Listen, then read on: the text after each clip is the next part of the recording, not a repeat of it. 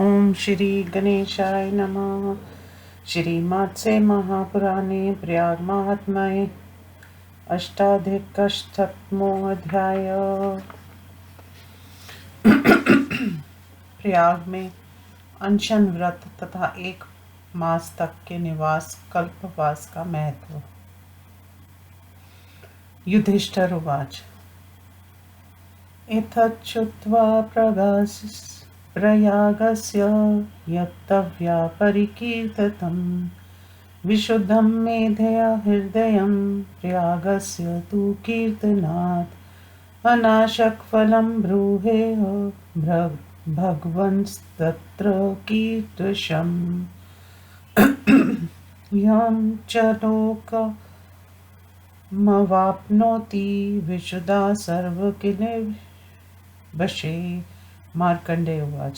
शृणु राजन् प्रयागे तु अनाशक्फलं विभो प्राप्नोति पुरुषो श्रीमान् श्रद्धधानो जितेन्द्रिये अहीनाङ्गोपयोरक्ष्यः पञ्चेन्द्रिये संनिवतः अश्मयेत् फलं तस्य गच्छतस्तु पदे पदे कुलानि तारयेद् राजन् दश पूर्वान् दशापरान् मुच्यते सर्वपापेभ्यो गच्छते चेत् तु परं पदम्।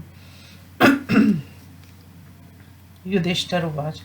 महाभाग्यं हि धर्मस्य यत्त्वं वदसि मे प्रभो अल्पेनैव प्रयत्तेन बहून् धर्मान् वाप्नुते अक्षमेधस्तु बहुभिः प्रापयते सुव्रतैर्हि इमं मे संशये चिन्ति परं कौतूहलं हि मे। मार्कण्डेय उवाच। शृणु राजन् महावीर यदुक्तं पत्या योनिना ऋषिणा सनिधो पूर्वं कथ्यमानं मया श्रुतं पञ्चयोजनविस्तरेण प्रयागस्य तु मण्डलं प्रविष्टमात्रे तद्धूमावक्ष्यमेधा पदे पदे व्यतीतान् पुरुषान् सप्त भविष्यांश्च 14 नरस्तारयते सर्वान् यस्तु प्राणान् परित्यजेत्। एवं ज्ञात्वा तु राजेन्द्र सदा श्रद्धापरो भवेत्। अक्षध्याना पुरुषाः पापोपहत चेतसा प्राप्नुवन्ति न तत्स्थानं प्रयागं देवरक्षितम्। युधिष्ठिर उवाच।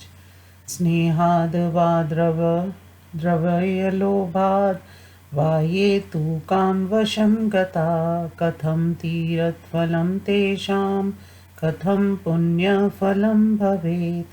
विक्रयी सर्वभाण्डाना कार्यकार्यमजानता प्रयागे का गतिः सत्स्य तन्मे ब्रूहि पितामहे। मार्कण्डेय उवाच। शृणु राजन् महागुहां सर्वपापप्रणाशनं मासमेकं तु यं स्त्रयात् प्रयागे नियतेन्द्रिये शुचिस्तु पर्युक्तो भूत्वा हिंसक श्रद्धयान्वितः मुच्यते सर्वपापेभ्यः स गच्छेत् परं पदम्। विक्षम्भघातकानां तु प्रयागे शृणुयात् फलं त्रिकालमेव सत्यायीत् आहारं भक्ष्यमाचरेत् त्रिभिर्मासे समुच्येत प्रयागे नात्र संशये अज्ञानेन तु यस्येह तीर्थयात्रादिकं भवेत् सर्वकामसमृद्धस्तु सर्वलोके महीयते स्थानं च लभते नित्यं धन्यधान्यसमाकुलम्।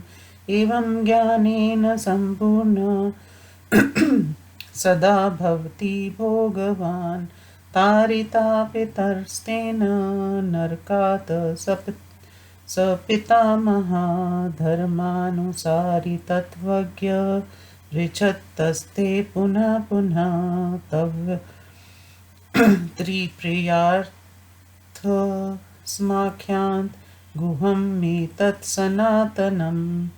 युधिष्ठिर उवाच अद्य मे सफलं जनम् अद्य मे तरितं कुलं प्रीतोऽसमयनुगृहीतोऽस्मि दर्शनादेव ते मुने त्वदर्शनात् तु धर्मात्मन् मुक्तोऽहं चाद्य किलेशवशात् इदानीं वेदि चात्मानं भगवन् गतकल्मषम्।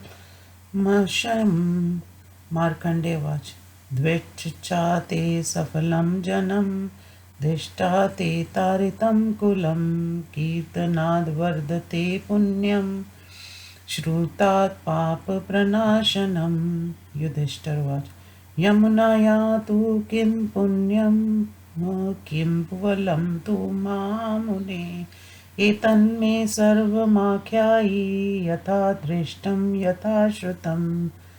मार्कण्डेय उवाच तप्नस्य सुता देवी त्रिषु लोकेषु विश्रुता समाख्याता महाभागा यमुना तत्र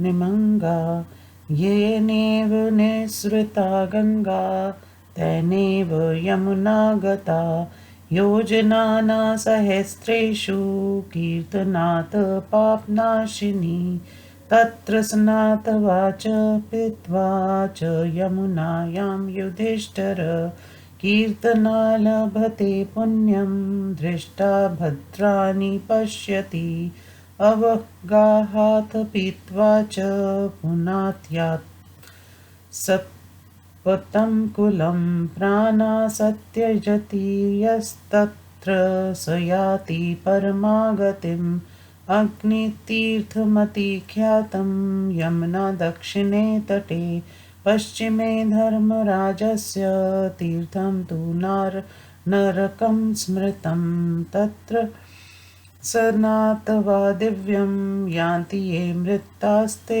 पुण्यभवा एवं तीर्थसहस्राणि यमुना दक्षिणे तटे उत्तरेण प्रवक्ष्यामि आदित्य यस्य महात्मना तीरत्निरुजङ्कनाम यत्र देवा सवा उपासते सदा सध्यां त्रिकालं हि युधिष्ठिर देवां सेवन्ति तत् तीरथ ये चान्यविदुषु जना श्रद्धेयदानपरो भूत्वा कुरु तीर्थाभिषेचनम् अन्य च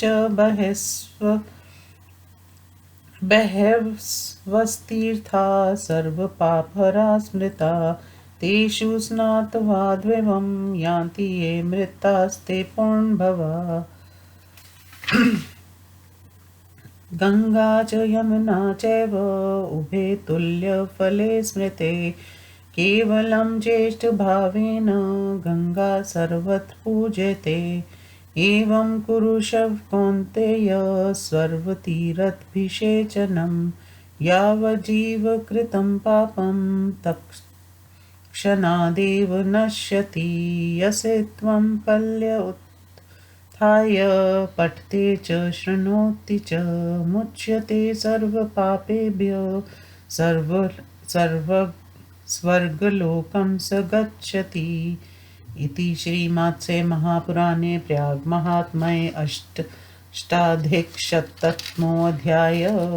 हिंदी अनुवाद। युधिष्ठिर ने पूछा, भगवान आपने जो प्रयाग के महात्म्य का वर्णन किया है उसे सुनकर प्रयाग का कीर्तन करने से अब मेरा हृदय विशुद्ध हो गया है। अब मुझे ये बतलाइए कि प्रयाग में अनशन उपवास करने से कैसा फल प्राप्त होता है और उसके प्रभाव से समस्त पापों से मुक्त होकर मनुष्य किस लोक में जाता है। मार्कंडेय जी ने कहा, ऐश्वर्यशाली राजन, प्रयाग तीर्थ में जो श्रद्धालु विद्वान इंद्रियों को वश में करके अनशन व्रत का पालन करता है उसे जो फल प्राप्त होता है वह सुनो। राजेंद्र, वह स्वर्ग से संपन्न निरोग और पांचों कर्म इंद्रियों से स्वस्थ रहता है। चलते समय उसे पग पग पर अश्वमेध यज्ञ के फल की प्राप्ति होती है। वह अपने पहले के 10 और पीछे होने वाले 10 कुलों का उद्धार कर देता है तथा संपूर्ण पापों से मुक्त होकर परम पद को प्राप्त हो जाता है। युधिष्ठिर ने पूछा, प्रभु आप मुझे जो धर्म का महात्म्य बतला रहे हैं उसके अनुसार एक ओर तो थोड़े ही प्रयत्न से महान धर्म की प्राप्ति होती है और दूसरी ओर वह धर्म अश्वमेध सदृश अनेकों उत्तम व्रतों के अनुष्ठान से मिलता है। इस विषमता को लेकर मेरे मन में महान संदेह उत्पन्न हो गया। अंत मेरे इस संदेह का निवारण कीजिए, क्योंकि मेरे मन में महान आश्चर्य हो रहा है।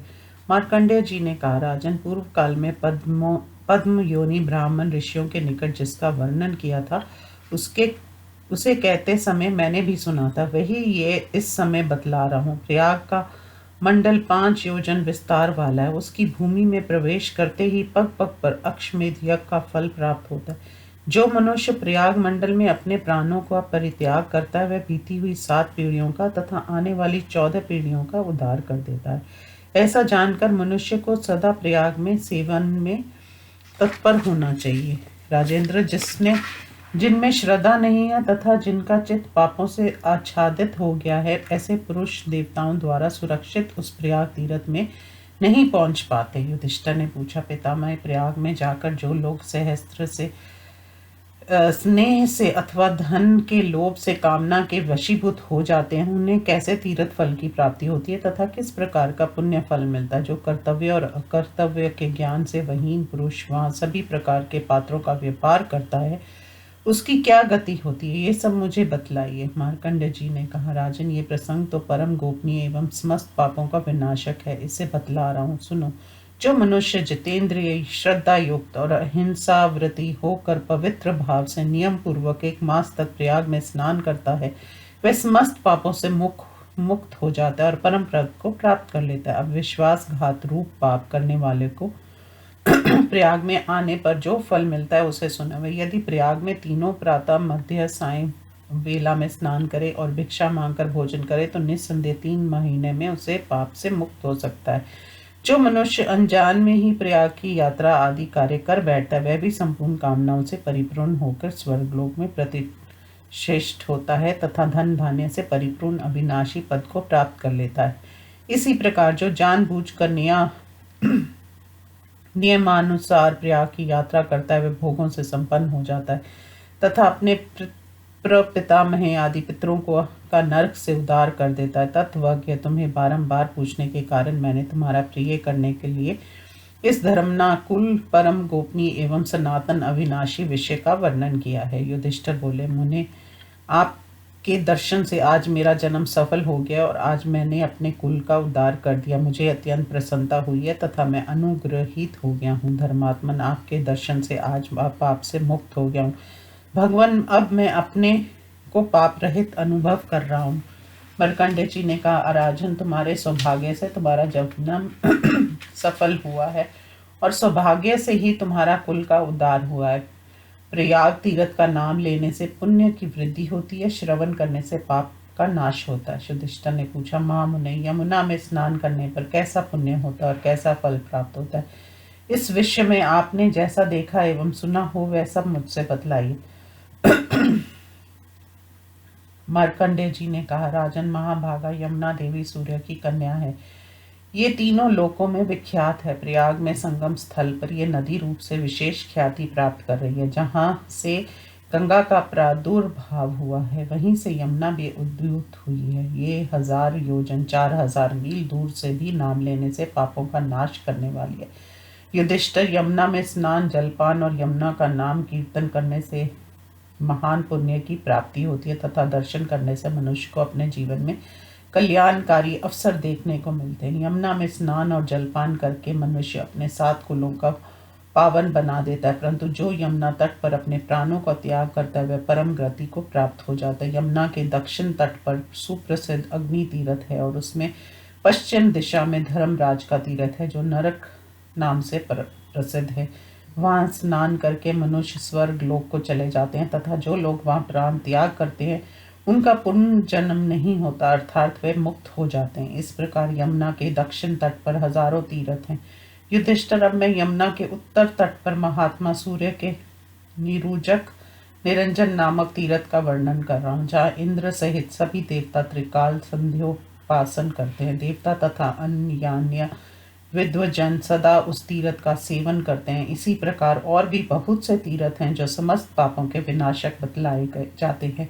इसलिए तुम भी श्रद्धा परायण होकर उन तीर्थों में स्नान करो, क्योंकि उन तीर्थों में स्नान करके मनुष्य स्वर्ग लोक में चले जाते हैं और जो वहां मरते हैं उनका पूर्ण जन्म नहीं होता।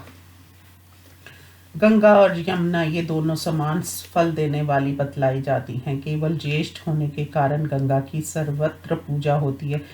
कुंती नंदन, इस प्रकार तुम संपूर्ण तीर्थों में स्नान करो, क्योंकि ऐसा करने से जीवन पर्यंत किया हुआ सारा पाप तत्काल ही नष्ट हो जाता है। जो मनुष्य प्रातः काल उठकर इस प्रसंग का पाठ अथवा श्रवण करता है वह सभी पापों से मुक्त हो जाता है तथा उसे स्वर्ग लोक की प्राप्ति होती है।